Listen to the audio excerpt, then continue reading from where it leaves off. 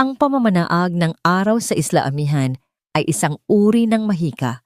Dahan-dahan nitong hinahawi ang kulay indigong kumot ng gabi at pinipintahan ang abot-tanaw ng mga kulay na tila hango sa panaginip kahel rosas at ginto. Para kay Alina Reyes, ang bawat pagsikat ng araw sa loob ng 7 taon ay kapwa isang pangako at isang paalala. Pangako ng panibagong araw para sa kanyang kambal at paalala ng isa na namang araw na haharapin niyang mag-isa. Mama, tingnan mo po, mukha siyang bituin, sigaw ni Lian, ang kanyang 6 na taong gulang na anak na babae.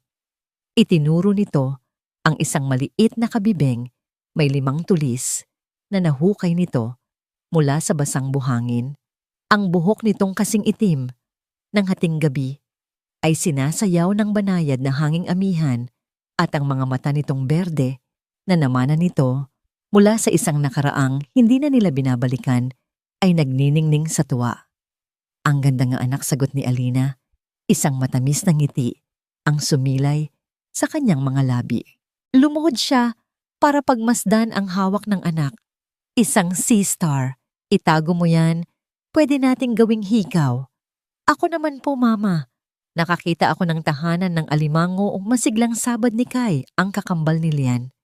Mas pilyo ang nangiti nito, mas magulo ang buhok, ngunit taglay nito ang kaparehong berdeng mga mata na tila 2 hiwaga sa gitna ng kanyang mukhang moy-moy sa araw. Itinaas nito ang isang spiral na kabibe kung saan maingat na nagtatago ang isang maliit na alimango.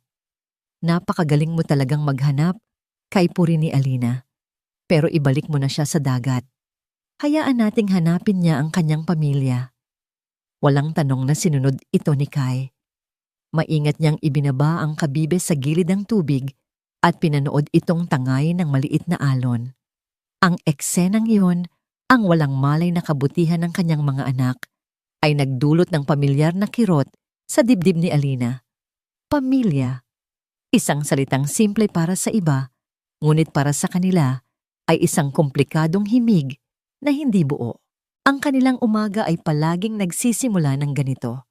Bago pa man magising ang karamihan sa mga mangingisda, naroon na sila sa dalampasigan, bitbit ang isang bayong, nayari sa nilalang dahon ng niyog. Hindi sila naglalaro lamang. Naghahanap sila ng mga kayamanan ng dagat. Ang mga kabibing makikinis, mga batong pinakintab ng alon, mga piraso ng sea glass, ito ang mga materyales para sa sining ni Alina. Ang sining na bumubuhay sa kanila. Pagbalik sa kanilang maliit na bahay kubo na nakatayo sa ilalim ng mayabong na puno ng talisay amoy na agad ang sinaing na kanin at ang piniritong tuyo. Ang kanilang tahanan ay simple dingding na sa walis sahig na kawayan bubong na pawid. Ngunit para sa 3 ito ay isang palasyo ng pagmamahal. Puno ito ng mga guhit ng kambal na nakadikit sa dingding, mga kabibeng nakasabit sa bintana na lumilikha ng malambing na tunog sa tuwing umiihip ang hangin at ng halakhak na pumupuno sa bawat sulok. Matapos ihatid ang kambal sa maliit na paaralan ng isla, dumiretso si Alina sa palengke. Bitbit niya ang isang basket ng tuyong isda na binili niya mula sa mga mangingisda kahapon. Ang pagtitinda ng tuyo ang kanyang pangunahing kabuhayan, isang trabahong hindi nangangailangan ng sining, tanging sipag at tiyaga lamang sa ilalim ng araw. Alina, magandang umaga, bati ng isang pamilyar na boses. Si Mateo, isang binatang mangingisda na ilang taon na ring biyudo. Malapad ang ngiti nito, kitang-kita ang kabaitan sa mga mata. May nakuha akong magandang tulingan. Itabi ko para sa iyo mamaya. Gawin mong daing. Naku, salamat Mateo. Wag na, nakakahiya naman magalang niyang tanggi. Kahit pa alam niyang malaking tulong yon, wag mong isipin yon. Para na rin sa mga bataan nito at hindi na naghintay pa ng sagot. Alam ni Mateo na hanggang doon lang ang kaya niyang ialok at hanggang doon lang din ang kayang tanggapin ni Alina. Marami sa isla ang nagsasabing bagay sila, 2 taong sinubok ng tadhana. Ngunit alam ni Alina sa kanyang sarili na ang puso niya ay isang saradong aklat na matagal nang may nagmamay-ari ng susi. Naubos din ang kanyang paninda bago pa man sumapit ang tanghali. Ang kanyang huling hantungan bago umuwi ay ang maliit na tindahan na mga souvenir ni Tia Elena, isang matandang byuda na naging parang pangalawang ina na niya sa isla. O Alina, anak, kumusta ang benta bungad ni Tia Elena? Ang mga kulubot sa gilid ng mata ay lalong lumalalim dahil sa kanyang mainit na ngiti. Ayos naman po, Tia.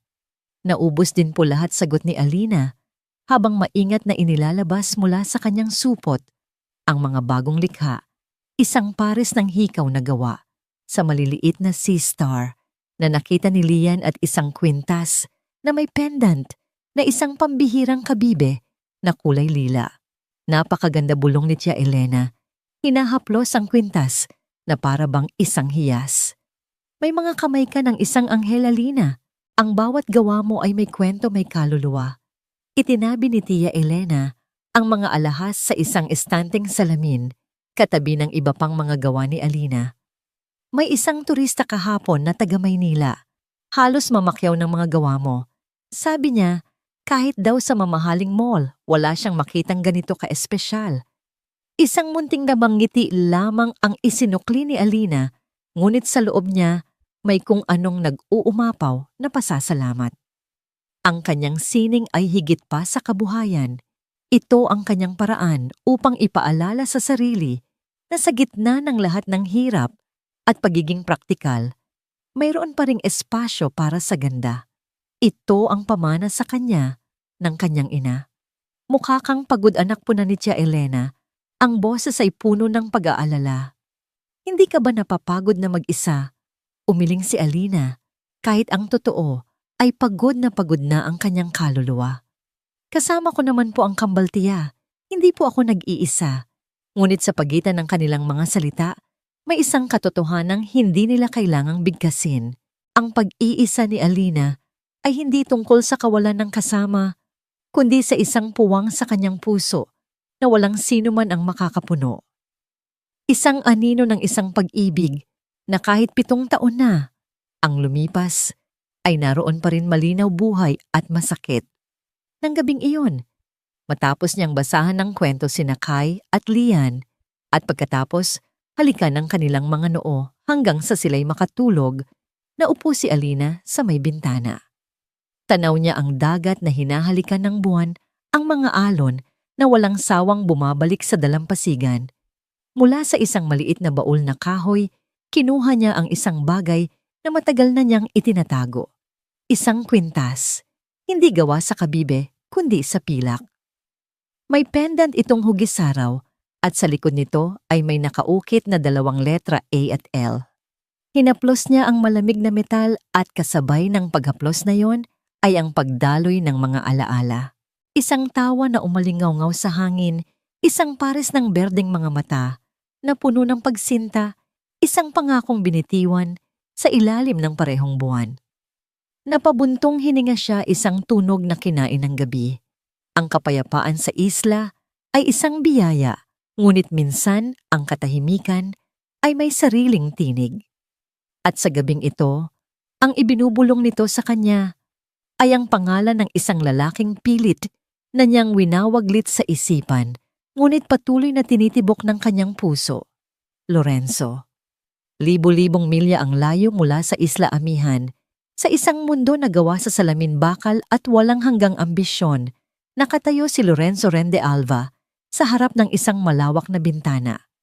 Mula sa ika-45 palapag ng kanyang opisina, ang New York City ay isang kumikinang na konstelasyon ng mga ilaw, isang testamento sa kapangyarihan at tagumpay.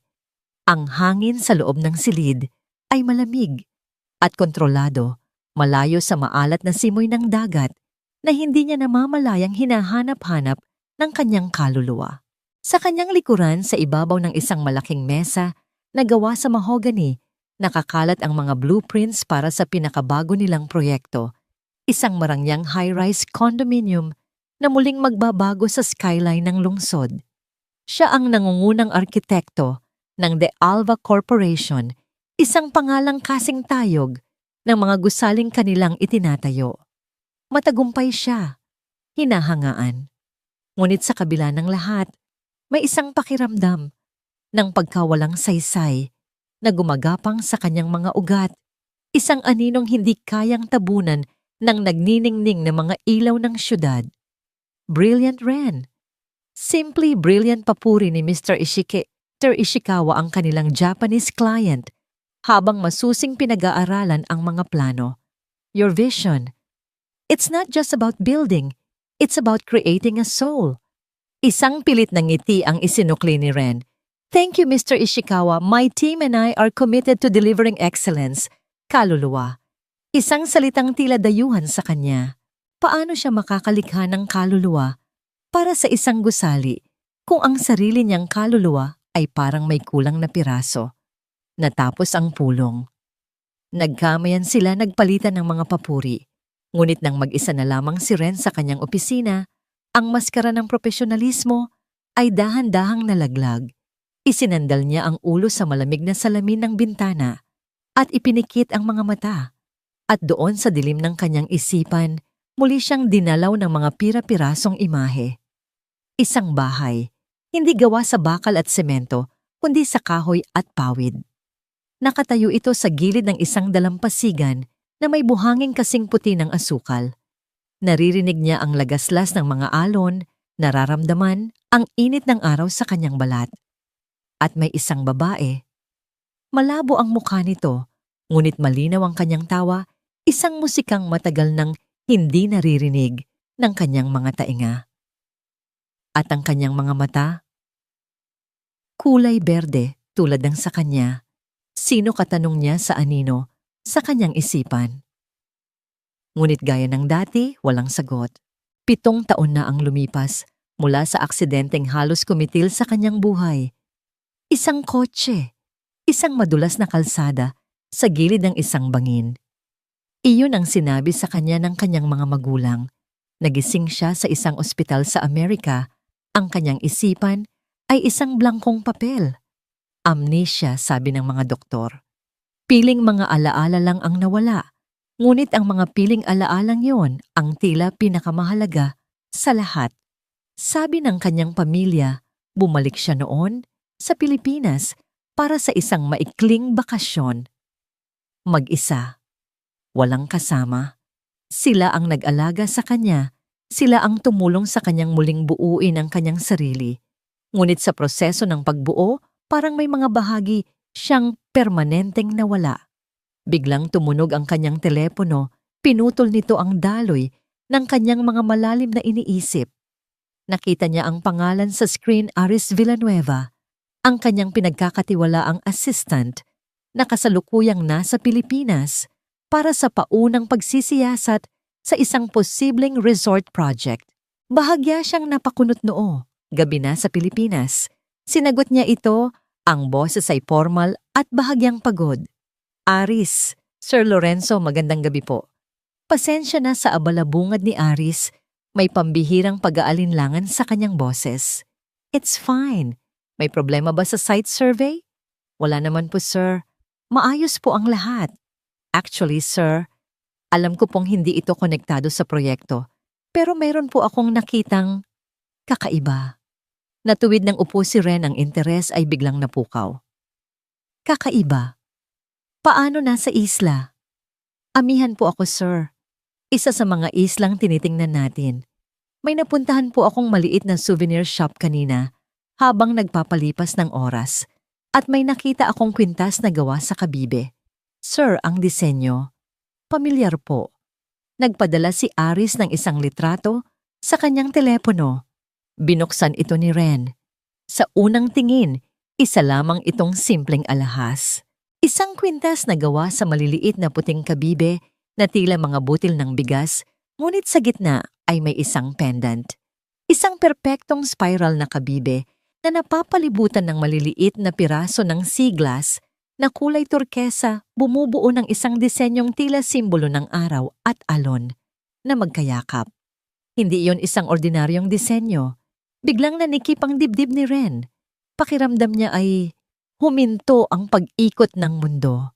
Iyon ang simbolo na paulit-ulit niyang iginuguhit sa gilid ng kanyang mga sketchpad kapag siya'y nag-iisa, isang walang malay na doodle na hindi niya alam kung saan nanggaling isang marka na tila nakatatak sa kanyang subconscious. Ilang beses na siyang tinanong ng kanyang mga kasamahan kung logo ba iyon ng isang luma niyang proyekto, ngunit palagi niyang sinasabing isa lamang yung guhit na walang kahulugan. Ngunit heto, nasa harapan niya isang pisikal na bagay, gawa ng kamay ng ibang tao. Saan mo eksaktong nakita yan? Aris, tanong ni Ren. Ang boses ay biglang naging maigting. Sa isang tindahan po dito sa isla, sir. Sabi po ng may-ari, isang lokal na artisan daw po ang gumagawa.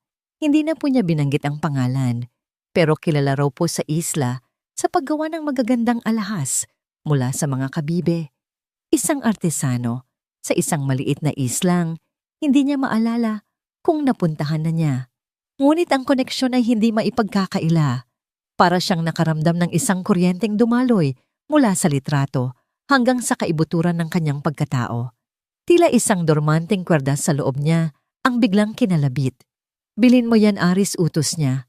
At huwag kang aalis sa islang yan hanggat wala akong sinasabi. Sir, nagtatakang tanong ni Aris. Hindi na niya pinansin ang pagkalito sa boses ng kanyang assistant. Mabilis siyang tumayo at lumapit sa kanyang mesa. Ang mga blueprint ng milyon-milyong dolyar na proyekto ay tila nawalan ng halaga. Ang mga pira-pirasong imahe sa kanyang isip, ang bahay kubo, ang dalampasigan ng tawa ng babae, ay biglang naging mas malinaw, mas malapit. Aris, muling sabi ni Ren, ang kanyang boses ngayon ay buo at desidido, walang bahid ng pagod, na kanina lamang ay naroroon. I-book mo ako ng susunod na flight papuntang Maynila. Uuwi ako. Pero sir, ang meeting po ninyo kay Mr. Vanderbilt sa Biyernes, i-cancel mo lahat. Mariin niyang sabi. Sabihin mong may family emergency. Ibinaba niya ang tawag bago pa man makasagot si Aris. Muli niyang tiningnan ang litrato ng kwintas at pagkatapos ay ang kumikinang na syudad sa labas ng kanyang bintana. Ang lahat ng tagumpay na ito, ang lahat ng karangyaang ito ay tila isang magandang hawla na matagal na siyang ikinulong. At ang kwintas na yon, ang simpleng alahas na gawa sa kabibe at dagat, ay parang isang susi. Hindi niya alam kung ano ang kanyang hinahanap. Hindi niya alam kung ano ang naghihintay sa kanya sa Isla Amihan. Ngunit para siyang isang barkong matagal na nawala sa karagatan na sa wakas ay nakakita ng parola. At sa kauna-unahang pagkakataon, sa loob ng 7 mahahabang taon, handa siyang alamin kung ano ang naghihintay sa dalampasigang iyon. Ang hanging amihan na dumadampi sa isla ay nagbago ng himig kinabukasan. Mula sa banayad na bulong ito ay naging isang malungkot na panaghoy. Ang kalangitan na karaniwang bughaw at payapa ay nababalot ngayon ng makakapal at madidilim na ulap. Alam na ng mga taga-Isla Amihan, ang ibig sabihin nito, may paparating na sama ng panahon. Para sa isang komunidad na ang buhay ay nakasalalay sa dagat, ang bagyo ay isang kalabang kinatatakutan. Bago pa man bumuhos ang unang patak ng ulan, abala na ang mga mangingisda sa pag-aahon ng kanilang mga bangka. Itinataas ang mga ito sa mas mataas na bahagi ng dalampasigan, malayo sa posibleng hagupit ng mga alon. Si Alina, kasama ang kambal na hindi muna pumasok sa eskwela, ay abala rin. Tinutulungan nila ang kanilang kapitbahay si Mang Cardo na isecure ang bubong ng kanilang kubo gamit ang mga lubid at malalaking bato. Ang hangin ay palakas ng palakas, dala ang amoy ng alat at nagbabantang ulan. Mama, natatakot po ako, bulong ni Lian. Mahigpit ang kapit sa palda ni Alina habang pinapanood ang nagngangalit na dagat. Ang mga alon ay hindi na banayad. Ang mga ito'y malalaki at galit humahampas sa mga batuhan na may lakas na nakakapangilabot. Hinaplos ni Alina ang buhok ng anak. Huwag kang mag-alala, anak. Lilipas din ito. Palaging lumilipas. Ngunit habang sinasabi niya ang mga salitang pampalubag loob, ramdam niya ang sarili niyang kaba.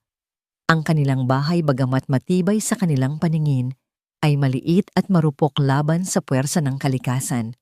Nang bumuhos ang ulan, ito'y malakas at walang tigil. Ang hangin ay sumisipol sa mga siwang ng kanilang dingding na sawali. Magkakayakap silang tatlo sa isang banig. Sa sahig, nakikinig sa bawat dagundong ng kulog at sa bawat hagupit ng hangin. Nagkwento si Alina tungkol sa mga matatapang na isda at sa mga matatalinong pagong para libangin ang takot ng kambal hanggang sa sila'y makatulog sa gitna ng unos.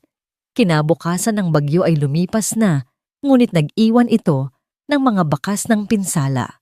Ang dalampasigan ay puno ng mga putol na sanga, ng puno mga nalagas na dahon ng niyog at basura na inanod mula sa kung saan. Ilang bangka kabilang na ang kay Mateo ay bahagyang nasira. Tinangay ng malakas na alon kahit pa naiahon na. Hindi nag-aksaya ng panahon ang mga taga-isla. Ito ang diwa ng amihan, ang diwa ng pagbabayanihan. Nagtulungan ang lahat sa paglilinis at pagkukumpuni.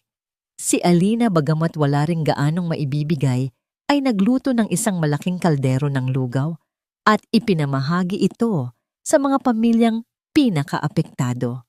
"Salamat dito, Alina," sabi ni Mateo. Ang mukha ay pagod, ngunit hindi nawawalan ng pag-asa. Tinitingnan niya ang butas sa gilid ng kanyang bangka. "Ilang araw din akong hindi makakapalaot nito." "Makakaraos din tayo, Mateo," sabi ni Alina, isang matatag na paniniwala ang nasa kanyang tinig. Ang mga pagsubok na tulad nito ang nagpatibay sa kanya sa loob ng 7 taon.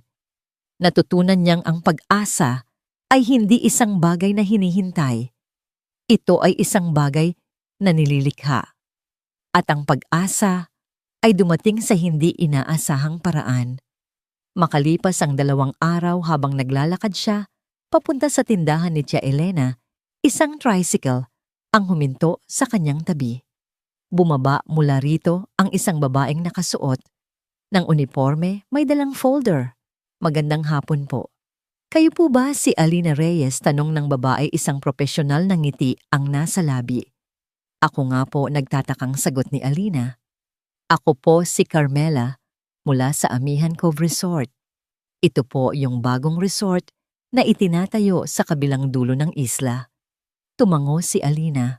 Narinig na niya ang tungkol dito, isang maliit, ngunit eleganteng resort na para sa mga turistang naghahanap ng katahimikan. "Napansin po ng aming manager ang mga gawa ninyo sa souvenir shop ni Tia Elena, particularly a necklace with a unique sun and wave design.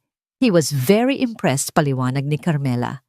"Nais po sana naming mag-order ng 20 piraso ng kwintas na yon at kung maaari ilang set ng mga hikaw at pulseras na may kaparehong tema para sa aming gift shop.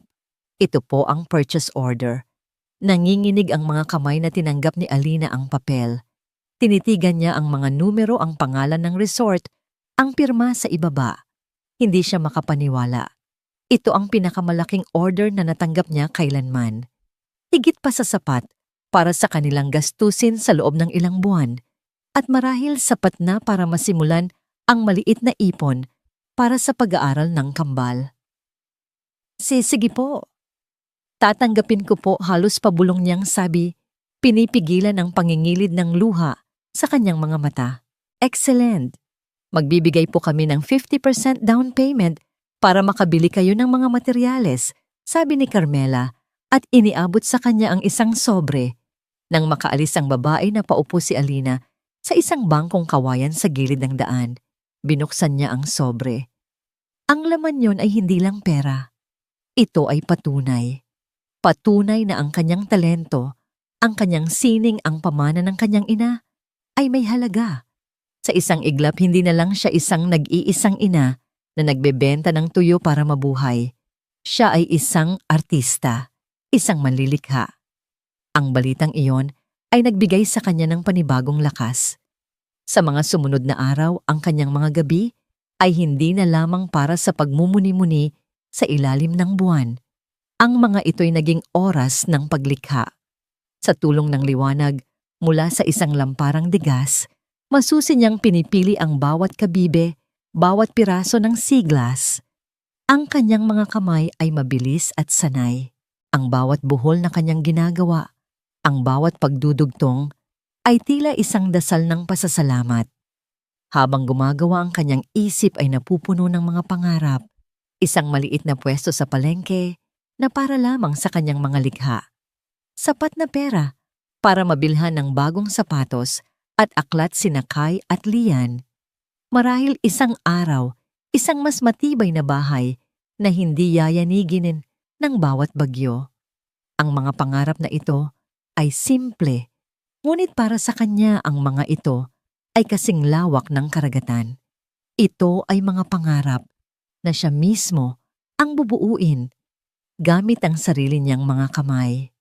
Sa unang pagkakataon sa loob ng mahabang panahon, naramdaman ni Alina na may kontrol siya sa agos ng kanyang buhay. Hindi na siya isang dahong tinatangay ng alon. Siya mismo ang bangka at ang kanyang pag-asa ang nagsisilbing layag. Hindi niya alam na sa kabilang panig ng mundo, isang lalaki ang nag-iimpake ng kanyang mga gamit, dala ang isang litrato ng kanyang obra, handang tahakin ang parehong karagatan para hanapin ang sagot sa isang tanong na matagal nang bumabagabag sa kanyang puso. Ang kanilang mga mundo na pinaghiwalay ng panahon at ng mga kasinungalingan ay malapit ng muling magsalubong sa dalampasigan kung saan nagsimula ang lahat. Ang mahigit 20 oras na biyahe mula sa nagmamadaling pulso ng New York hanggang sa maalinsangang init ng Maynila ay halos hindi naramdaman ni Ren. Hindi siya natulog. Sa buong biyahe ang kanyang isipan ay abala sa pagdugtong-dugtong ng mga pira-pirasong alaala at sa iisang imahe na paulit-ulit niyang tinitingnan sa kanyang telepono, ang litrato ng kwintas na gawa sa kabibe. Para sa iba, ito'y isang simpleng alahas lamang. Ngunit para sa kanya, ito'y isang multo. Mula sa nakaraan, isang pisikal na katibayan ng isang buhay na ninakaw sa kanya ng amnesya. Ang simbolo ng araw at alon, hindi yun isang basta-bastang guhit. Ngayon, sigurado na siya. Iyon ay isang memorya. Paglapag ng eroplano sa Maynila, hindi siya nag-aksaya ng panahon. Walang check-in sa mamahaling hotel, walang pagtawag sa kanyang mga magulang na nag-aakalang nasa Amerika pa rin siya. Isang mabilis na tawag lamang kay Aris ang kanyang ginawa habang nasa loob ng sasakyang maghahatid sa kanya sa pantalan. Nasa biyahe na ako papunta dyan, sabi niya. Ang boses ay matatag. Sir, sigurado po ba kayo dito? Nag-aalalang tanong ni Aris sa kabilang linya. Baka po nagkakamali lang tayo ng akala. Baka coincidence lang po ang lahat. Isang coincidence na handa kong sugalan mabilis na sagot ni Ren. Hintayin mo ako sa pantalan. Ang init, ang ingay, ang kakaibang amoy ng Maynila. Lahat ay tila isang atake sa kanyang mga pandama na nasanay sa kontroladong kapaligiran ng New York.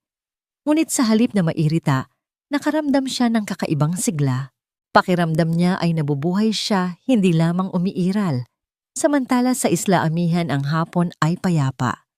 Ang araw ay nagbibigay ng isang ginintuang sinag na nagpapakinang sa bughaw na tubig. Kasalukuyang inaayos ni Alina ang mga bagong hango na kabibe sa isang bilao upang patuyuin sa ilalim ng araw nang dumating ang kambal mula sa eskwela. Si Lian ay gaya ng dati, masayang tumakbo palapit sa kanya at yumakap. Ngunit si Kai ay kakaiba. Tahimik itong naglakad, ang mga balikat ay bahagyang nakayuko at naupo ito sa isang malaking ugat ng puno ng talisay nang hindi umiimik. Nilapitan siya ni Alina, ang puso ay agad na napuno ng pag-aalala. May problema ba, anak? Umiling si Kai. Ang tingin ay nasa malayo sa mga bangkang naglalayag. Si Lian ang bumasag sa katahimikan. Mama, mahina nitong sabi. Sabi po ni Miguel, darating na daw po ang papa niya galing sa barko. May pasalubong daw po siyang robot sa kanya. Tumingala ito kay Alina, ang mga mata ay puno ng inosenteng tanong. Ang papa po ba natin, Mama? Nasa barko rin po ba siya? Ang simpleng tanong na yon ay parang isang punyal na tumusok sa puso ni Alina. Huminto ang kanyang mga kamay sa pag-aayos ng kabibe. Alam niya na darating ang araw na ito. Pinaghandaan niya ito. Ngunit kahit anong paghahanda ang sakit ay naroon pa rin sariwa at totoo. Huminga siya ng malalim at tinawag ang kambal para maupo sa kanyang tabi sa isang banig na nakalatag sa buhangin. Hinawakan niya ang maliliit nilang mga kamay. Kailangan niyang sabihin ang katotohanan o kahit isang bersyon nito na kaya nilang unawain, isang bersyon na hindi sisira sa kanilang mga pusong musmos. Ang papa ninyo. Panimula niya ang boses ay pinipilit niyang maging kalmado. Isa siyang tagapagtayo ng mga pangarap. Napatingin sa kanya ang kambal, ang kanilang mga berdeng mata ay puno ng pagkamangha. Mahilig siyang gumuhit ng matataas na bahay na abot ang mga ulap. Patuloy ni Alina, isang mapait na ngiti ang sumilay sa kanyang labi. Mahal na mahal niya ang dagat katulad mo, Kai. Kaya niyang magbabad sa tubig buong araw. Tumingin siya kay Lian at mahilig siyang makinig sa mga kwento katulad mo, Lian. Sabi niya ang bawat kwento raw ay isang bintana sa ibang mundo. Nasaan po siya ngayon, Mama? Tanong ni Kai. Ang lungkot sa boses ay napalitan na ng pananabik. Ito na ang pinakamahirap na bahagi. Kinailangan niyang maglakbay, malumanay niyang sabi. Isang napakatagal at napakalayong paglalakbay. Papunta sa isang lugar na mahirap nang balikan. Dahil po ba, hindi na niya tayo mahal, tanong ni Lian. Ang mga labi ay nagsisimula ng manginig. Mabilis na umiling si Alina at niyakap ang dalawa ng mahigpit. Hindi mga anak, hinding-hindi. Huwag na huwag ninyong iisipin iyan, mariin niyang sabi, ramdam ang pag-init ng kanyang mga mata. Kayo ang pinakamagandang pangarap na binuo niya. At kahit nasaan man siya ngayon, tandaan ninyo palagi, mahal na mahal niya kayo. Ang mga salitang yon ay sapat na para sa kambal. Niyakap din nila ang kanilang ina. Ang kanilang mga isipan ay puno na ngayon ng isang imahe ng isang ama, na isang bayani, isang adventurer, isang tagapagtayo ng mga pangarap.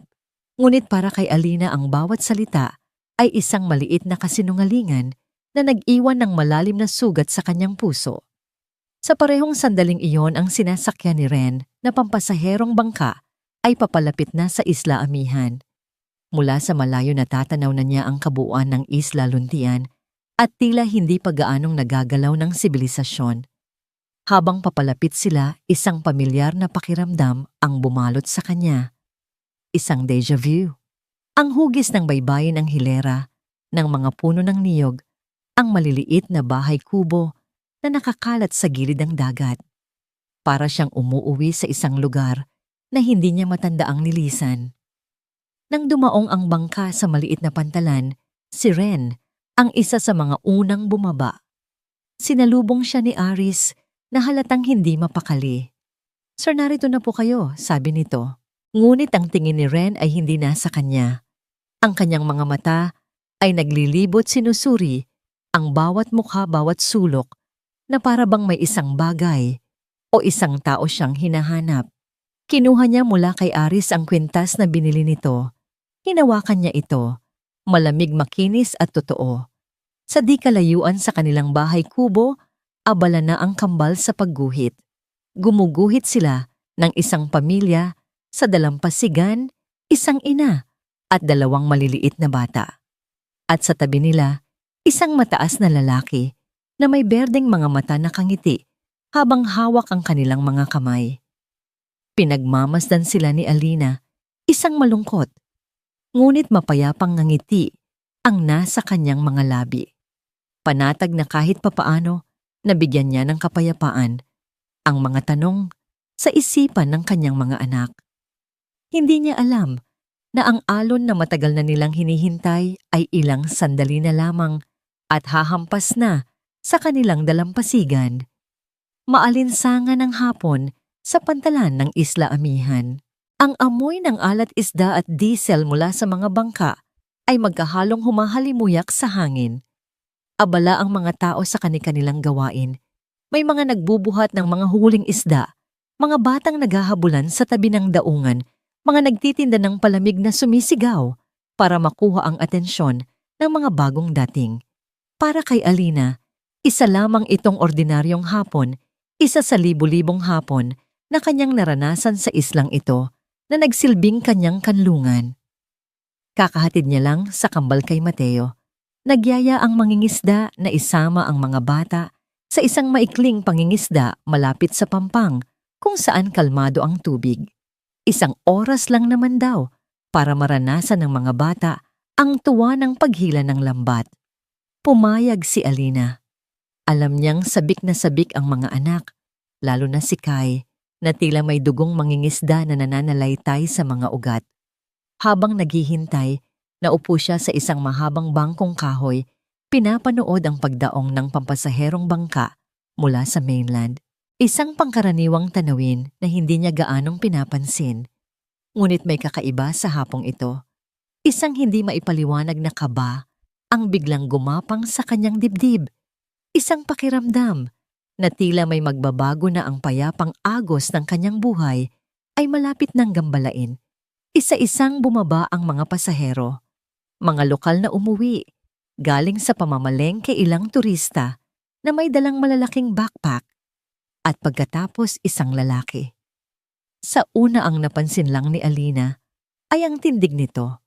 Matangkad diretso ang tayo ibang-iba sa karaniwang tindig ng mga taga-isla. Ang suot nitong simpleng puting linen shirt at khaki pants ay tila sumisigaw ng karangyaan sa gitna ng kapayakan ng pantalan. Isang dayo yon ang una niyang naisip. Ngunit nang maglakad ito, palapit tila huminto ang pag-ikot ng mundo. Ang pamilyar na hubog ng kanyang panga. Ang paraan ng kanyang paglakad, may kumpiyansa bawat hakbang ay may layunin. At nang bahagya itong lumingon at tamaan ng sikat ng araw, ang kanyang mukha nakita ni Alina ang mga matang iyon. Mga matang kulay berde. Ang parehong berdeng mga mata na sumasalamin sa kanya tuwing umaga sa mukha ng kanyang mga anak. Nawalan ng hangin ang kanyang mga baga. Ang ingay ng pantalan ay biglang nawala, napalitan ng isang nakabibinging katahimikan sa loob ng kanyang isipan. Ang lalaki ay si Lorenzo, si Ren, ang kanyang asawa, ang ama ng kanyang mga anak. Isang multo mula sa isang buhay na matagal na niyang ibinaon ngayon ay nakatayo humihinga at totoo ilang metro na lamang ang layo mula sa kanya.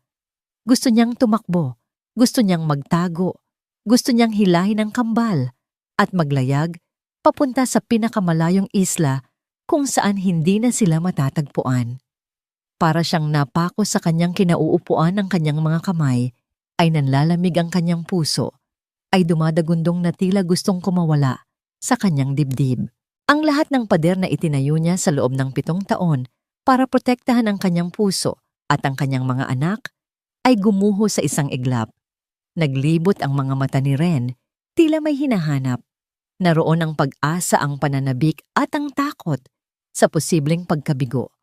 Hawak niya sa isang kamay ang kwintas na gawa sa kabibe at pagkatapos nagtama ang kanilang mga paningin. Sa sandaling iyon ang distansya sa pagitan nila ay nawala. Nakita ni Ren ang babae mula sa kanyang mga pira-pirasong panaginip. Ang buhok nitong itim na hinahangin ng balat na kayumanggi ang mga matang, kayang magkwento ng libu-libong emosyon nang hindi nagsasalita. Nakita niya ang gulat, ang takot, at sa ilalim ng lahat ng iyon, ang isang pamilyar na kislap na akala niya ay hindi na niya muling makikita. Alina, ang pangalan niya binigkas na parang isang dasal, isang bulong na halos hindi marinig sa gitna ng ingay, ngunit para kay Alina, ito'y umalingaw-ngaw na parang isang kulog. Nagsimulang maglakad si Ren, palapit sa kanya ang bawat hakbang ay mabigat at puno ng kahulugan. Para siyang isang manlalakbay na sa wakas ay natanaw na ang kanyang tahanan. Ngunit bago pa man siya makalapit, isang masayang sigaw ang pumunit sa tensyon. Mama, tingnan niyo po, nakahuli kami ng isda. Sina Kai at Lian masayang tumatakbo palapit sa kanya. Mula sa kabilang dulo ng pantalan, Ang kanilang mga mukha ay puno ng tuwa at inosenteng tagumpay. Huminto si Ren sa kanyang paglakad. Ang kanyang tingin ay lumipat mula kay Alina patungo sa dalawang bata na papalapit. Nakita niya ang magulong buhok ni Kai, ang matamis na ngiti ni Lian. At nang mas malapit na sila, nakita niya ito ng malinaw. Ang kanilang mga mata, ang kanilang mga ngiti, ang dimple sa kaliwang pisngi ni Kai at sa kanan naman ni Lian. Para siyang sinampal ng katotohanan. Isang katotohanang mas malaki at mas makapangyarihan kaysa sa inaasahan niya. Hindi lang ang anino ng kanyang nakaraan ang kanyang natagpuan. Natagpuan niya ang mga buhay na katibayan nito. Mama, sino po siya, tanong ni Lian. Napansin ang lalaking nakatitig sa kanila. Ang mga mata nito ay nanlalaki sa pagkamangha at tila may namumuong luha. Natauhan si Alina mula sa kanyang pagkatulala. Ang takot niya para sa sarili ay napalitan ng isang mas matinding takot para sa kanyang mga anak. Ang kanyang instinct bilang isang ina ang nanaig. Mabilis siyang tumayo, hinawakan ang mga kamay ng kambal at hinarangan sila gamit ang kanyang katawan. Umalis na tayo, sabi niya.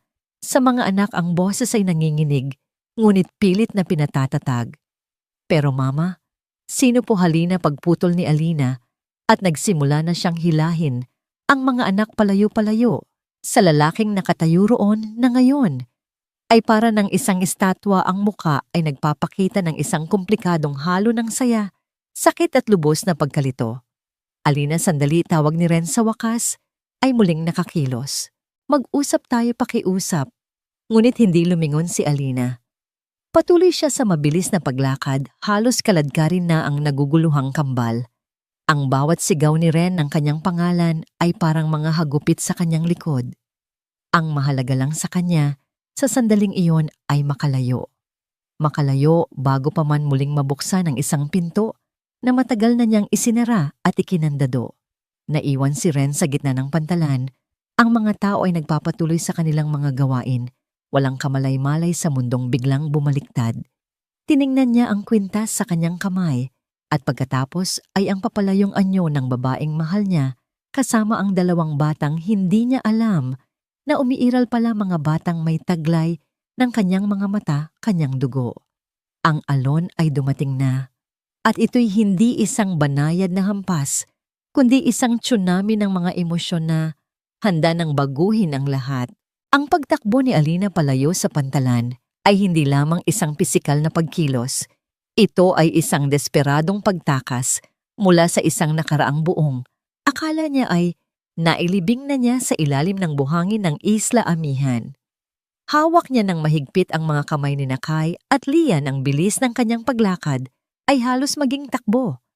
Ang mga tanong ng kambal ay sunod-sunod, ngunit wala siyang marinig, kundi ang malakas na kabog ng kanyang dibdib at ang paulit-ulit na pagtawag ni Ren sa kanyang pangalan na unti-unting humihina habang sila'y papalayo. Mama, bakit po tayo tumatakbo, humihingal na tanong ni Kai. Sino po yung lalaki? Kilala niyo po ba? Siya, mamaya ng mga anak. Iyon lang ang naisagot niya. Ang kanyang boses ay garalgal. Hindi sila dumiretso sa kanilang bahay kubo. Sa halip lumiko sila sa isang maliit na landas na papunta sa mas liblib na bahagi ng dalampasigan, isang lugar na napapalibutan ng malalaking batong buhay na nagsisilbing kanilang lihim na tagpuan. Dito sila madalas pumunta kapag gusto nilang mapag-isa. Pagdating doon, binitiwan niya ang mga kamay ng mga anak at napasandal sa isang malamig na bato.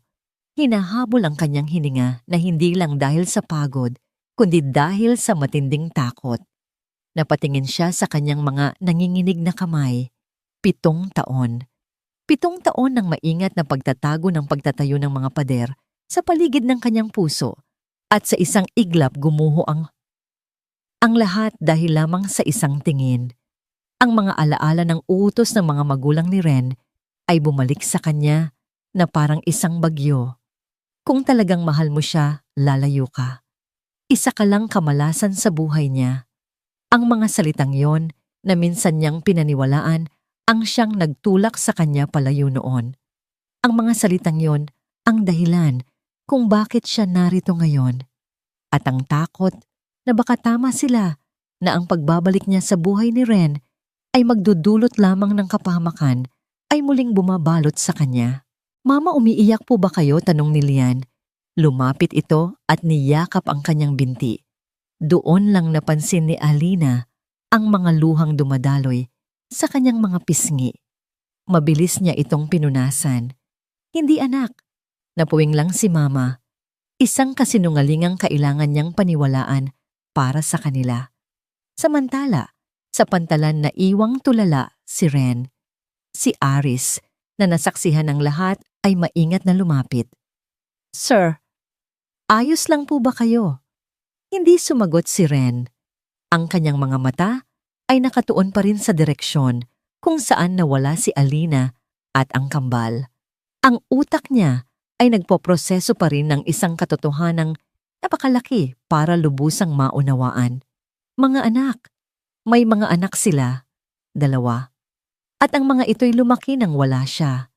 Isang buong buhay ang nabuo habang siya'y nasa kabilang panig ng mundo, isang bilanggo ng sarili niyang nakalimutang nakaraan.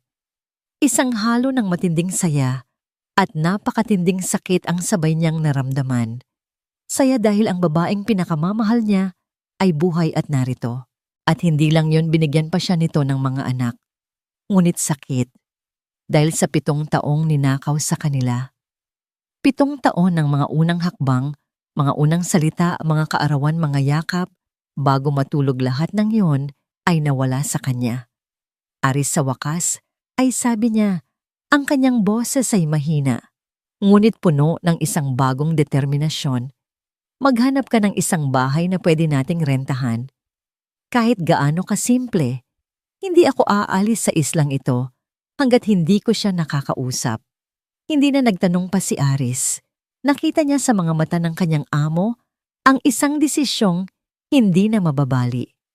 Sa mga sumunod na araw, ang Isla Amihan ay naging isang entablado para sa isang tahimik ngunit maigting na drama. Nakahanap si Aris ng isang maliit na bahay bakasyunan na paupahan hindi kalayuan sa kubo ni na Alina. Mula roon, sinimulan ni Ren ang kanyang matiyagang paghihintay. Hindi niya ito pinuntahan ng direkta. Alam niyang natatakot ito. Sa halip, sinubukan niyang maging isang pamilyar na presensya. Sa umaga, naglalakad siya sa dalampasigan. Palaging may sapat na distansya, pinapanood ang mag-iina habang namumulot ng mga kabibe. Nakikita niya ang saya sa mga mukha ng kambal, ang pag-aalaga sa bawat kilos ni Alina. At ang bawat eksenang yon ay lalong nagpapatindi sa pangungulila sa kanyang puso. Naramdaman ni Alina ang kanyang presensya. Ang bawat pagtingin niya sa malayo, naroon si Ren, isang tahimik na anino na nagmamasid. Nakakaramdam siya ng inis. Bakit hindi na lang siya umalis? Ngunit sa ilalim ng inis na yon, may isang bahagi sa kanya na nagpapasalamat. Isang lihim na bahagi na natutuwang makita siyang muli. Ang tunggaliang ito, sa loob niya, ay nakakapagod. Isang hapon, habang nag-aayos siya ng kanyang mga paninda sa palengke, lumapit si Tia Elena. Hindi ito nagsalita agad, pinanood lang siya. "May problema ba anak?" sa wakas ay tanong ng matanda. "Ilang araw ka nang balisa? At sino yung bagong dayo sa isla na tila ba anino mo?" Kung sumunod na pabuntong hininga si Alina. Hindi niya kayang maglihim kay Tia Elena. Sa tindahan ng matanda, sa amoy ng mga pinatuyong bulaklak at lumang kahoy, ikinuwento niya ang lahat. Hindi ang buong detalye, ngunit sapat na para maintindihan ng matanda. Siya ang ama ng kambal bulong ni Alina. Hinawakan ni Tia Elena ang kanyang kamay. Ang mga palad nito ay kulubot ngunit mainit. "At ano ang sinasabi ng puso mo?" "Sinasabi po ng puso ko na tumakbo palayo." Tiya, sagot ni Alina, ang boses ay basag. "Pero sinasabi rin po nito na manatili." Ang takot ay isang malaking pader, Alina, payo ng matanda. Maari kang manatili sa likod nito habang buhay para maging ligtas. O maaari mo itong akyatin para makita kung ano ang nasa kabila. Ano man ang iyong piliin, siguraduhin mong hindi mo pagsisisihan pagdating ng araw. Ang mga salita ni Tia Elena ay tumatak sa isip ni Alina. Nang gabing iyon habang mahimbing na natutulog ang kambal, lumabas siya at naupo sa dalampasigan. Ang buwan ay bilog at maliwanag naglalatag ng isang pilak na landas sa ibabaw ng madilim na tubig. Hindi nagtagal naramdaman niya ang mga yabag sa buhangin sa kanyang likuran. Hindi na niya kailangang lumingon para malaman kung sino ito. Alina, sabi ni Ren, ang boses ay malumanay, maingat na para bang natatakot na baka sa isang maling salita ay muli siyang tatakbo palayo. Hindi siya umimik. Naupo si Ren ilang talampakan ang layo mula sa kanya, sapat na malapit para maramdaman ang presensya ng isa't isa, ngunit sapat na malayo para bigyan siya ng espasyo. Hindi ko alam, panimula ni Ren, ang tingin ay nasa dagat. Hindi ko alam na mayroon tayong mga anak. Mahina ang kanyang boses, puno ng hindi maipaliwanag na emosyon. 7 taon, Alina. Bakit hindi mo sinabi sa akin? Sa wakas nagsalita si Alina.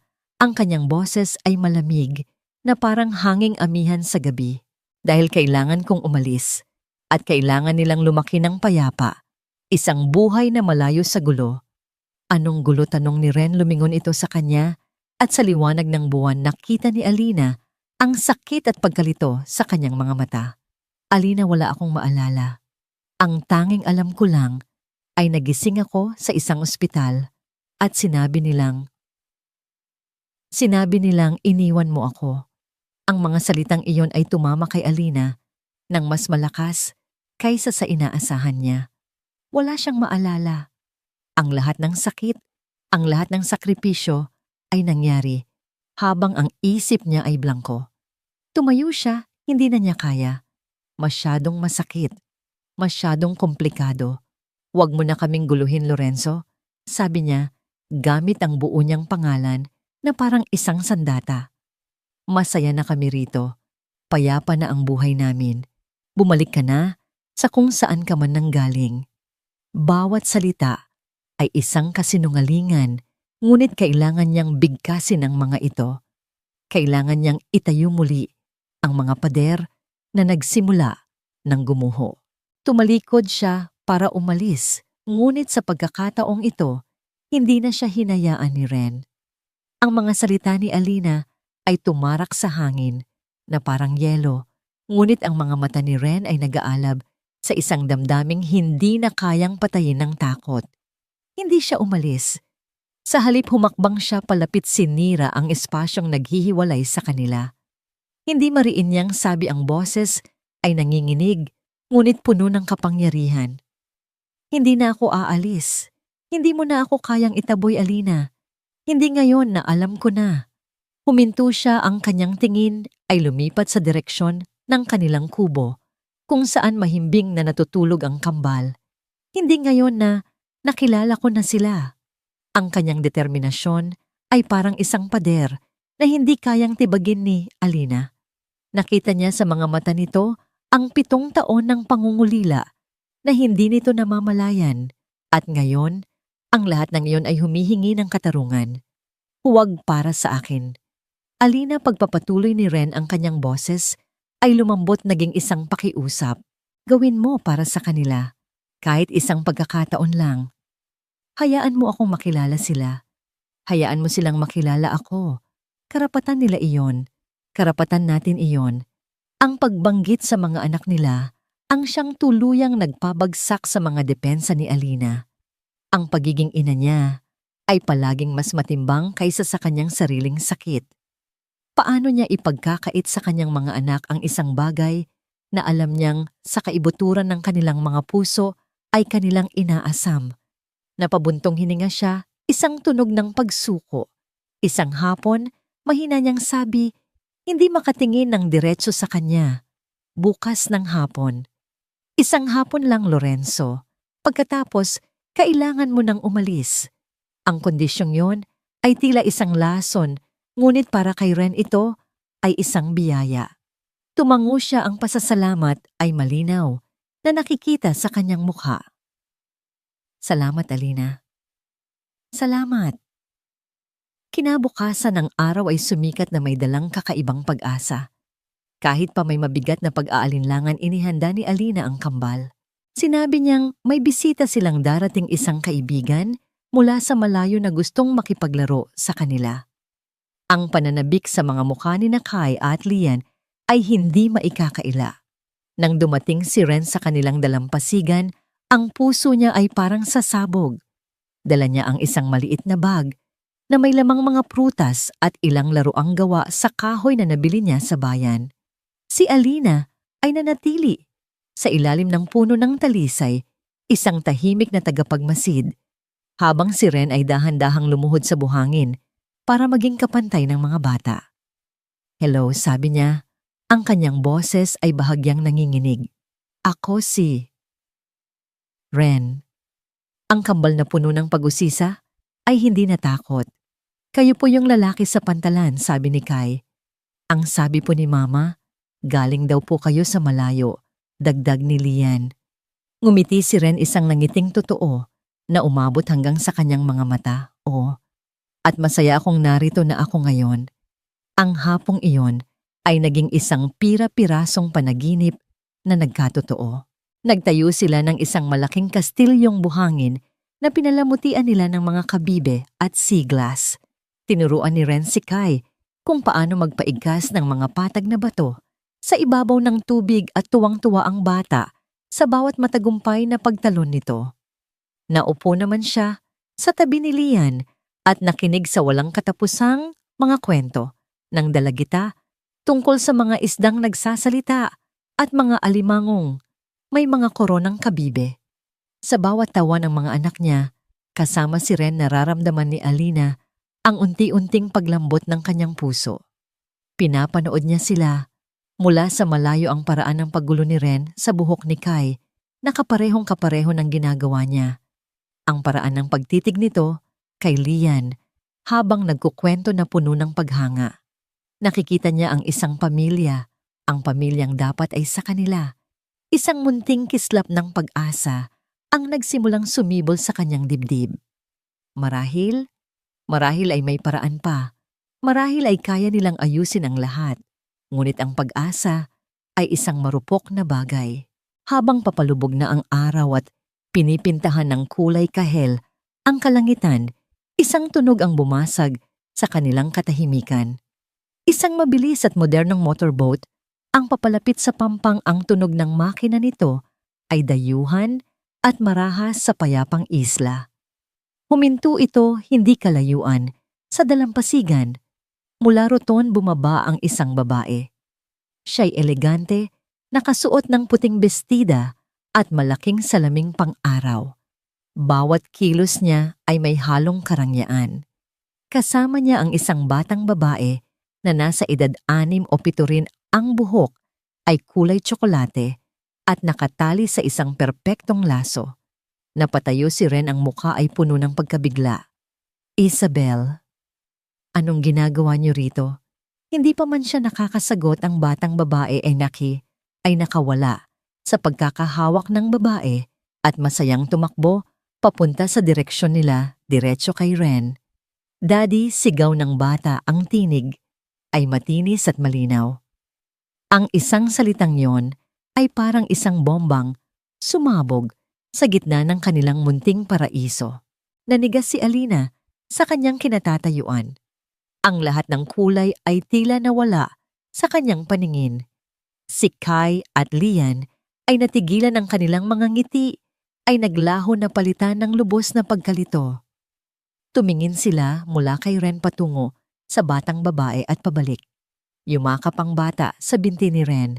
Daddy, sabi ni Mommy, isusurprise ka raw natin si Isabel na ngayon ay siyang nag-alis ng kanyang salamin ay lumapit.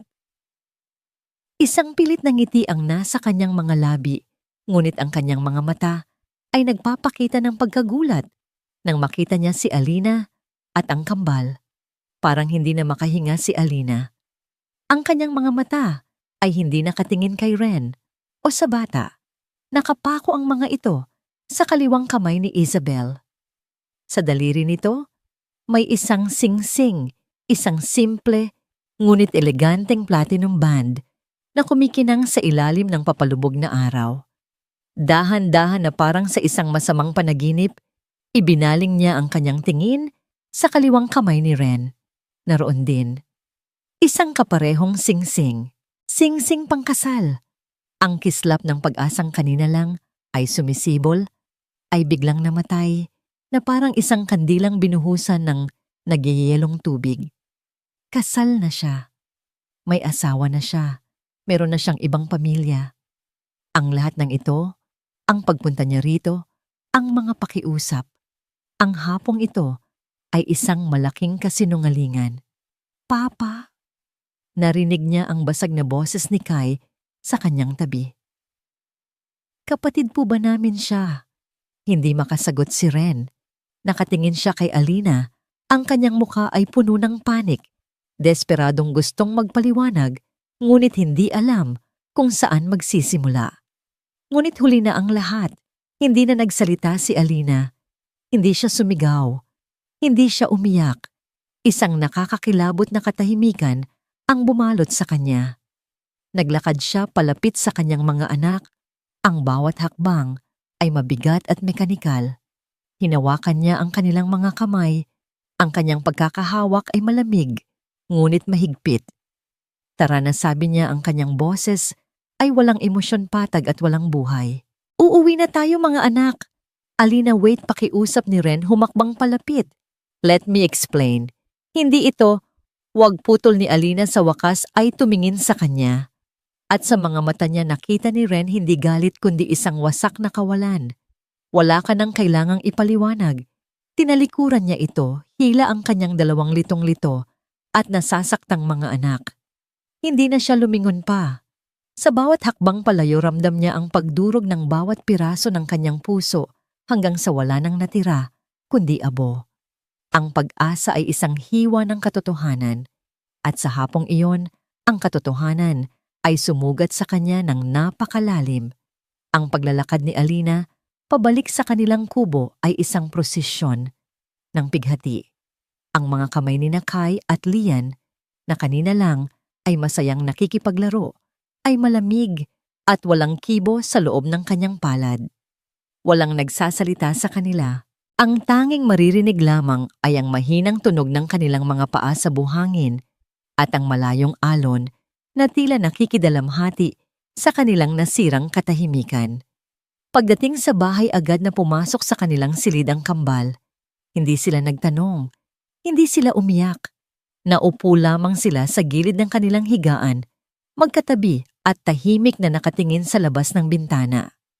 Ang katahimikang yon ay mas masakit para kay Alina kaysa sa anumang sigaw o pagtangis. Alam niyang sa kanilang murang isipan, sinusubukan nilang unawain ang isang sakit na hindi pa nila kayang pangalanan. Si Alina naman ay nanatiling nakatayo sa gitna ng kanilang munting sala na para bang isang estatwang gawa sa asin. Ang kanyang isipan ay blangko manhid. Ang sakit ay napakatindi, kaya't ang kanyang katawan ay tila nag-shutdown para protektahan ang sarili. Ang lahat ng emosyon, galit, lungkot, pagtataksil ay nag-uumpugan sa loob niya, ngunit walang makalabas. Sa labas ang araw ay tuluyan ng lumubog, nag-iwan ng kulay dugong latay sa kalangitan. Sa dalampasigan ng eksena ay puno ng tensyon. What was that, Ren? Tanong ni Isabel. Ang kanyang boses ay isang kontroladong bulong, ngunit bakas ang pagkalito. Sino ang babaeng iyon? At ang mga bata? My God, Ren, they look exactly like you. Isabel, you shouldn't have come here. Sabi ni Ren, ginulo ang kanyang buhok sa frustrasyon. Ang kanyang tingin ay nakapako sa direksyon kung saan nawala si Alina. This is complicated. Complicated, Ren. I flew halfway across the world with my daughter because your parents told me you had a sudden architectural inspiration and went off-grid.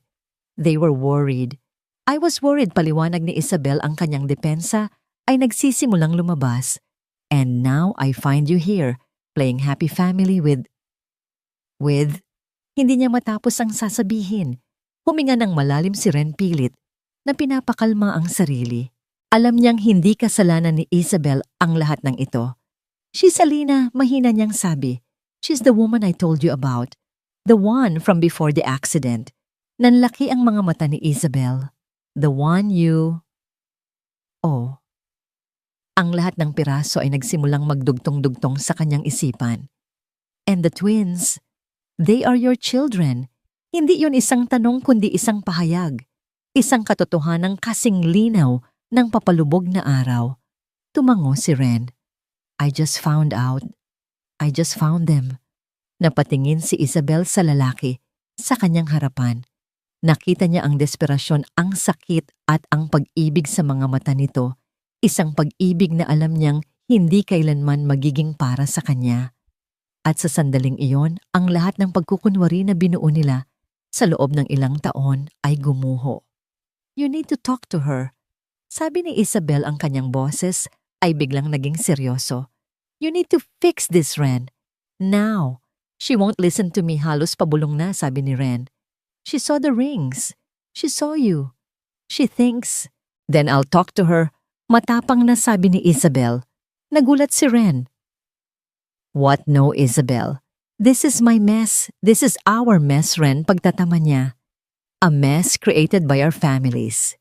Maybe it's time one of us starts cleaning it up. Tumingin siya sa kanyang anak na si Rain, na ngayon ay tahimik na nakakapit sa kanyang bestida, nararamdaman ang bigat ng sitwasyon. Rain, sweetie, stay with Aris for a while. Okay, mommy? Just needs to talk to someone.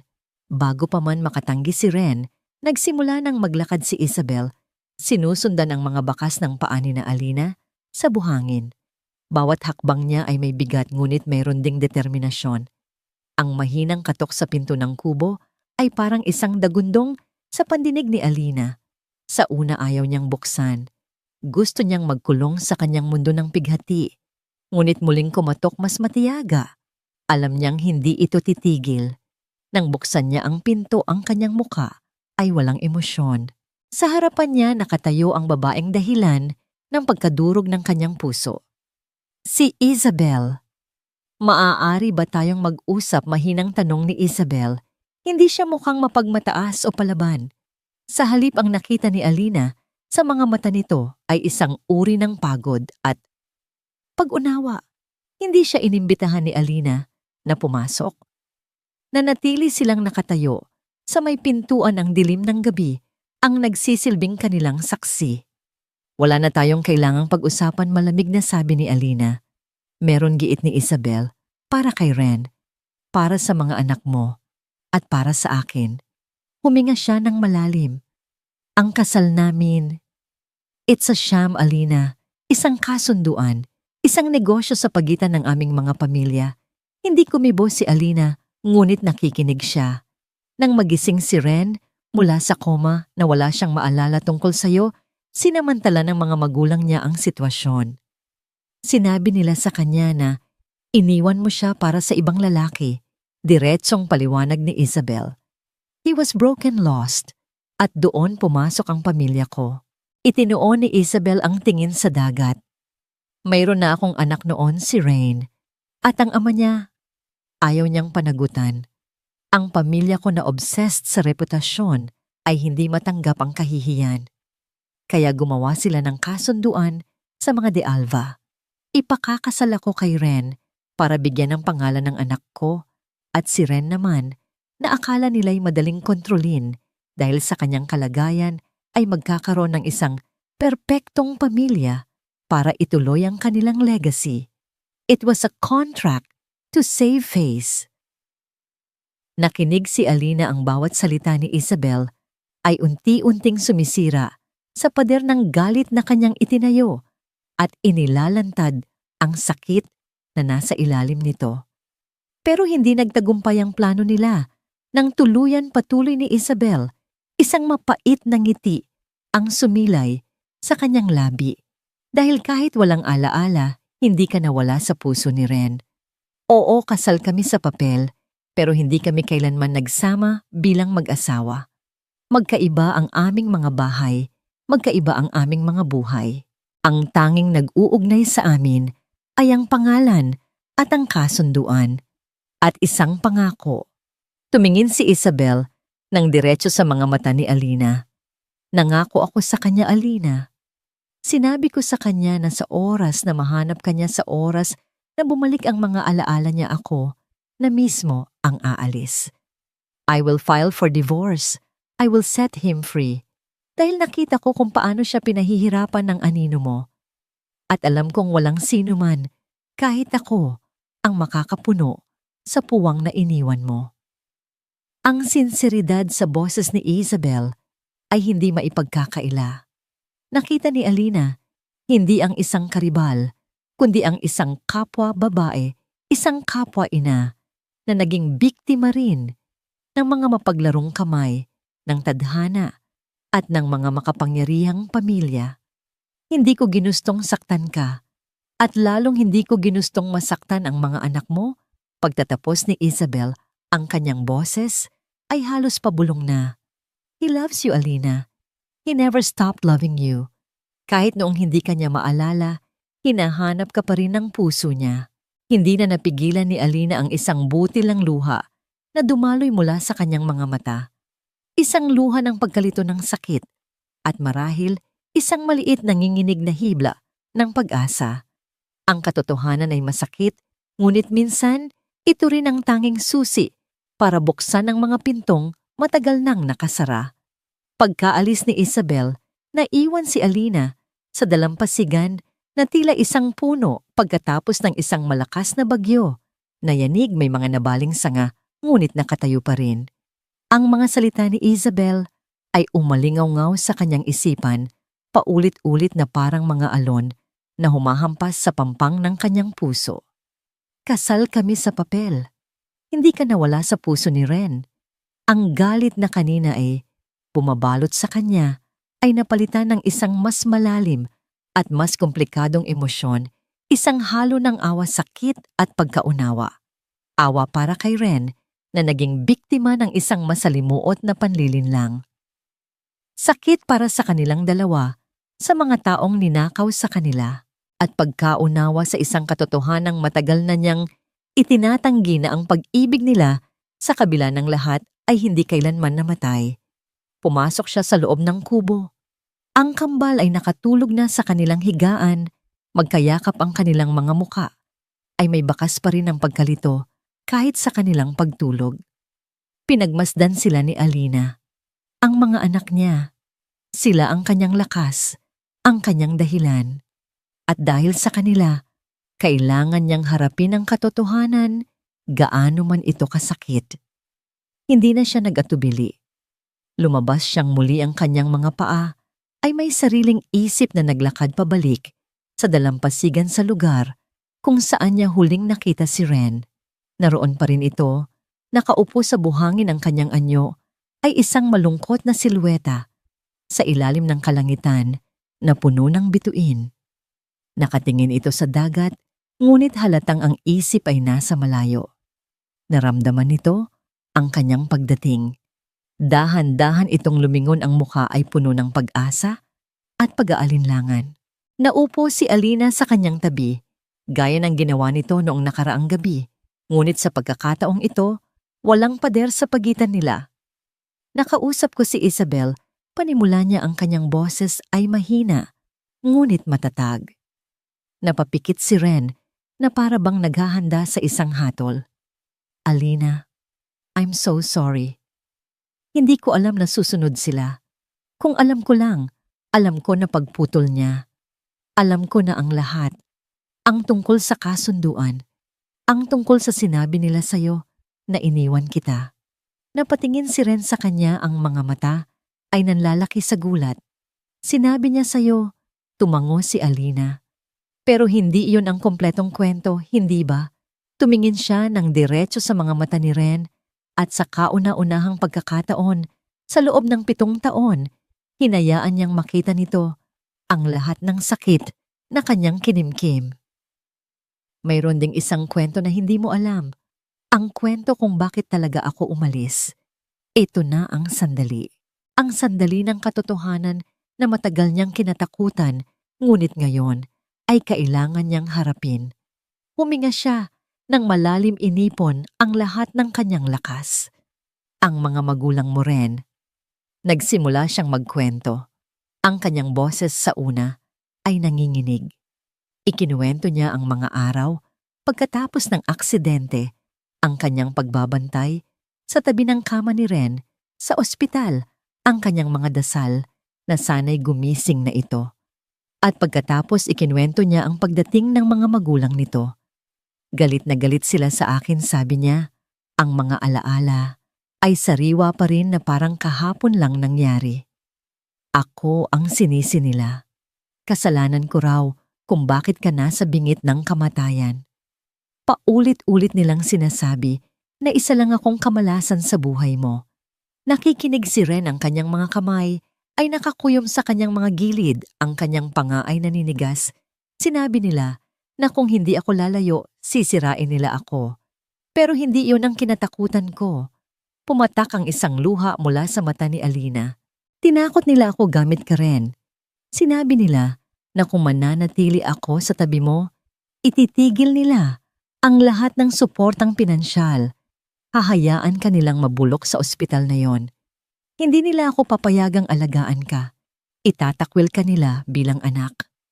Ang bawat salita ay parang isang hiwa sa puso ni Ren. Nakikita niya ngayon ang buong larawan, isang 20 taong gulang na babae, nag-iisa takot na takot at ginipit sa isang sitwasyong walang pagpipilian.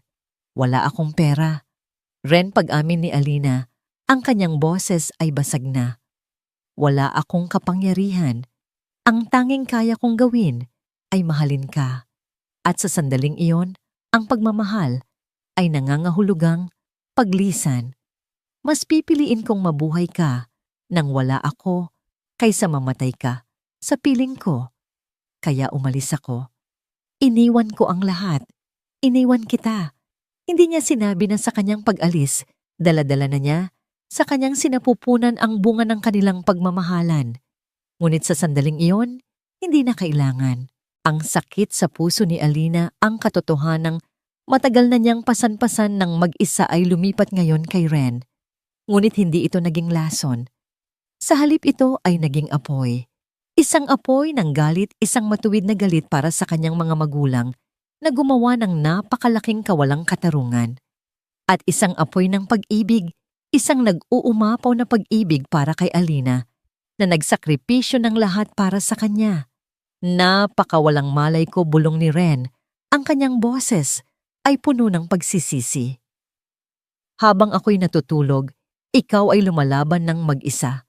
Dahan-dahan iniabot niya ang kanyang kamay at hinawakan ang kamay ni Alina. Sa pagkakataong ito, hindi ito umatras. Ang kanilang mga balat ay muling nagdikit at isang pamilyar na kuryente ang dumaloy sa pagitan nila, isang koneksyon na hindi kayang sirain ng panahon o ng mga kasinungalingan. Patawarin mo ako, Alina, sabi niya, ang kanyang mga mata ay nangingilid sa luha.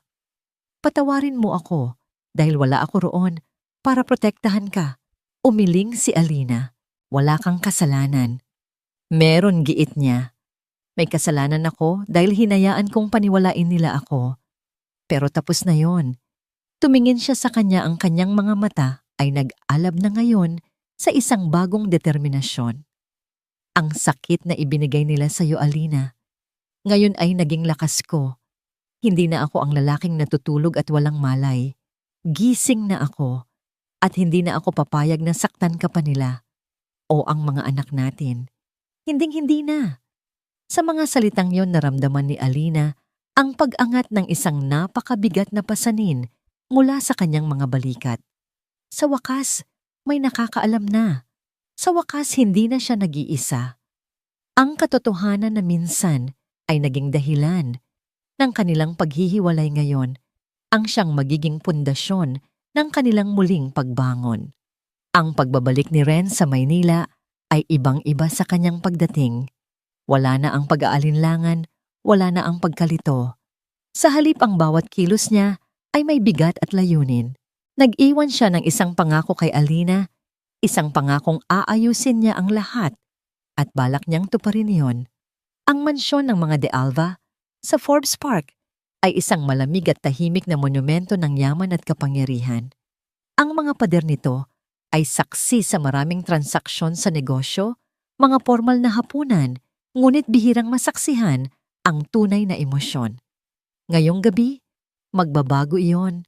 Naabutan ni Ren ang kanyang mga magulang sina Don Ricardo at Senyora Imelda sa kanilang malawak na sala. Umiinom sila ng alak, ang kanilang mga muka ay kampante. Akala nila ay bumalik ang kanilang anak mula sa isang biglaang architectural retreat. Lorenzo hihubati ng kanyang ina, isang ngiti ang nasa kanyang mga labi na hindi kailanman umabot sa kanyang mga mata. "You're back." We were starting to get worried. Isabel told us, alam ko na putol ni Ren ang kanyang boses, ay walang bahid ng init kasing lamig ng marmol na sahig. Napatigil ang kanyang mga magulang. Ang nangiti ni Senyora Imelda ay naglaho. Si Don Ricardo ay maingat na ibinaba ang kanyang kopita. "Anong ibig mong sabihin?" tanong ng kanyang ama. Ang boses ay nagsisimula nang magkaroon ng awtoridad. Alam ko na ang lahat pag-uulit ni Ren. Lumakad siya palapit at tumayo sa gitna ng silid na para bang isang abogado na maglalahad ng kanyang kaso. "Alam ko na ang ginawa ninyo 7 taon na ang nakalipas. Ang mga kasinungalingan, ang pananakot, ang pagmamanipula. Isang nakabibinging katahimikan ang bumalot sa silid. Hindi ko alam kung anong pinagsasasabi mo," tanggi ng kanyang ina, ngunit may bahid ng takot sa kanyang mga mata. Talaga sarkastikong tanong ni Ren. "Hindi ninyo alam na sinabi ninyo sa akin na iniwan ako ni Alina para sa ibang lalaki, na gumawa kayo ng mga pekeng litrato at mensahe para lang paniwalain ako." Humakbang siya palapit sa kanyang ama. "At hindi mo rin alam na tinakot mo ang isang 20 taong gulang na babae na ang tanging kasalanan ay ang mahalin ako, na hahayaan mo akong mamatay kung hindi siya lalayo." Ang mukha ni Don Ricardo ay namula sa galit, ngunit ito'y galit ng isang taong nahuli. "Ginawa namin yon para sa kapakanan mo," sigaw nito. That woman was a distraction. Isang hamak na taga-isla na walang maibubuting idudulot sa pamilyang ito. Kapakanan ko, tumawa si Ren, ngunit ang tawa ay walang saya. "Ninanakaw ninyo sa akin ang 7 taon ng buhay ko at tinatawag ninyo yung kapakanan. Ipinagkait ninyo sa akin ang pagkakataong makasama ang paglaki ng mga anak ko." Sa pagbanggit ng mga anak, natigilan si Senyora Imelda. "Anak, oo mga anak mariing," sabi ni Ren. "Kambal, isang lalaki at isang babae. Mga apo ninyo na hindi ninyo alam na umiiral dahil sa inyong pagiging makasarili." Ang bawat salita ni Ren ay parang isang sampal. Inilahad niya ang lahat ng paghihirap ni Alina, ang kanyang sakripisyo, ang buhay na binuo nito para sa kanilang mga anak ng mag-isa. "Sa buong buhay ko sinunod ko kayo." Pagpapatuloy niya, ang kanyang boses ay bumaba, naging mas kalmado, ngunit mas mapanganib. "Naniwala ako sa inyo. Pinagkatiwalaan ko kayo. Ako ang naging perpektong anak, ang tagapagmana. I was your puppet." Pero tapos na yon. Tumingin siya sa kanyang mga magulang, hindi na bilang isang anak, kundi bilang isang lalaking may sariling paninindigan. "Natagpuan ko na si Alina at natagpuan ko na ang aking pamilya. At sa pagkakataong ito, sila ang pipiliin ko. Kung pipiliin mo ang babaeng iyan, banta ng kanyang ama, tumayo ito, ang kanyang anyo ay puno ng kapangyarihan. Mawawala sa iyo ang lahat. Ang posisyon mo sa kumpanya, ang mana mo, ang pangalang de Alva. Itatakwil kita." Inaasahan na ni Ren ang mga salitang yon, ngunit hindi na ito nakasakit. Sa halip, ito'y nagdulot ng isang kakaibang kalayaan. "Kunin ninyo," simpleng sagot niya. "Kunin ninyo ang kumpanya, ang pera, ang pangalan. Wala akong pakialam. Mas gugustuhin kong magsimula sa wala na kasama sila kaysa magkaroon ng lahat habang nabubuhay sa isang kasinungalingan na kayo ang gumawa." Napaatras ang kanyang ina. "Lorenzo, hindi mo ba naiintindihan? Ginagawa namin ito dahil mahal ka namin. Kung mahal ninyo ako, sabi ni Ren ang kanyang boses, ay puno ng pinal na pighati. Hayaan ninyo akong maging masaya. Hayaan ninyo akong lumaya. Dahil sa pagkakataong ito, hindi na ako lilingon pa. Pagkasabi noon, tinalikuran na niya sila. Walang dramatikong pag-alis, walang sigawan. Isang tahimik na pagtalikod lamang sa isang buhay na hindi na niya kinikilala. Habang naglalakad siya palabas ng malaking pinto ng mansyon, pakiramdam niya ay nabunutan siya ng isang napakabigat na kadena na matagal na palang nakagapos sa kanyang kaluluwa. Ang una niyang tinawagan ay si Isabel. Tapos na, sabi niya sa telepono. Malaya ka na, Isabel. Malaya na tayong lahat. Sa kabilang linya narinig niya ang isang buntong hininga ng kaluwagan. Salamat, Ren. At maging masaya ka. You deserve it. Iyon ay isang pagtatapos. Ang pagtatapos ng isang kabanata ng kanyang buhay na puno ng dilim at pagkalito. Ngunit habang minamaneho niya ang kanyang sasakyan, palayo sa marangyang subdibisyon, palayo sa kanyang nakaraan, alam niyang hindi lang ito isang pagtatapos. Ito rin ang paninimula. Ang simula ng pag-uwi. Lumipas ang ilang araw na parang isang panaginip para kay Alina. Ang bigat na matagal niyang pinasan ay napalitan ng isang magaang na pag-asa. Ngunit may isang maliit na bahagi sa kanya na naghihintay na nag-aabang. Ang pag-alis ni Ren ay isang pangako, ngunit ang pagbabalik nito ang siyang magiging katuparan. Isang hapon, habang tinutulungan niya ang kambal sa kanilang takdang aralin sa ilalim ng puno ng talisay, narinig nila ang ugong ng pampasaherong bangka na dumarating mula sa mainland. Isang pangkaraniwang tunog, ngunit sa pagkakataong ito may kakaiba. Tumingala si Alina, ang kanyang puso ay biglang bumilis. Sinakay at Lia ng unang nakakita sa kanya. Papasabay nilang sigaw at sa isang iglap binitiwan nila ang kanilang mga lapis at kuwaderno at nagsimulang tumakbo papunta sa pantalan. Napatayo si Alina, ang kanyang mga kamay ay bahagyang nanginginig. Sumunod siya sa kanyang mga anak, ang kanyang paglakad ay nagsimulang bumilis hanggang sa ito'y naging halos takbo na rin. Naroon si Ren, bumababa mula sa bangka. Hindi siya nakasakay sa isang magarang yate o pribadong motorboat. Kasama siya ng mga ordinaryong taga-isla, may daladalang simpleng itim na duffel bag. Ang suot niyang damit ay simple lang. Wala na ang bakas ng aroganteng arkitekto mula sa New York. Ang nasa harapan nila ngayon ay isang lalaki lamang, isang ama, isang taong umuwi. Sinalubong siya ng mahigpit na yakap ng kambal at binuhat niya ang dalawa ng sabay isa sa bawat braso.